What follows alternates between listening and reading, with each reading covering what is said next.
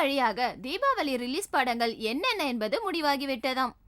மொத்தம் 4 படங்கள். அவற்றில் காஷ்மோரா, கொடி என 2 பெரிய படங்கள், திரைக்கு வராத கதை, கடலை என 2 சிறிய பட்ஜெட் படங்கள். 4 படங்களில் அதிக எதிர்பார்ப்பு காஷ்மோரா படத்துக்கு உருவாகியுள்ளது. கொடி படக்குழுவினரோடு தமிழகம் முழுக்க தனுஷ் சுற்றுப்பயணம் தொடங்கி இருப்பதால் கொடிக்கு நல்ல பப்ளிசிட்டி கிடைத்து வருகிறது. Dream Warrior Pictures S R. Prakash Babu, S R. Prabhu தயாரிப்பில் கார்த்தி, நயன்தாரா நடிப்பில் உருவாகியுள்ள காஷ்மோராவை கோகுல் இயக்கியுள்ளார். ஓம் பிரகாஷ் ஒளிப்பதிவில் உருவாகியுள்ள இந்த படத்திற்கு சந்தோஷ் நாராயணன் இசையமைக்கிறார். போஸ்டர்களை பார்த்தால் வரலாற்று படம் மாதிரி தெரிந்தாலும் வரலாறு, த்ரில்லர், கற்பனை கலந்த ஒரு படம் தான் காஷ்மோரா. இதில் கார்த்திக்கு ரெட்டை வேடங்கள்.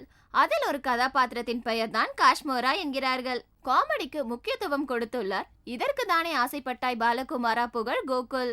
இளவரசி வேடத்தில் நயன்தாரா. பில்லி சூனியம், ஆவிகளை பற்றி ஆராய்ச்சி செய்யும் மாணவியாக ஸ்ரீவித்யா. காஷ்மோரா கார்த்திக்கு பெரிய திருப்பு முனையாக இருக்கும் என எதிர்பார்க்கப்படுகிறது. கொடி ஒரு அரசியல் படம். தனுஷுக்கு ரெட்டை வேடம். தனுஷும் த்ரிஷாவும் முதல் முறை ஜோடி சேர்ந்து நடித்துள்ளனர். எதிர்நீச்சல், காக்கி சட்டை தந்த துரை செந்தில் இந்த படத்தையும் இயக்கியுள்ளார். இந்த படத்தில் ஜெயித்தே தீர வேண்டிய கட்டாயத்தில் உள்ளார் தனுஷ். இந்த தீபாவளி ரேஸில் இந்த 2 படங்களில் எது ஜெயிக்கும், 2மே ஜெயிக்குமா என ஆவலோடு காத்திருக்கிறது கோடம்பாக்கம். அதை தீர்மானிக்கும் ரசிகர்கள் மௌனமாக ரிலீஸுக்காக காத்திருக்கின்றனர்.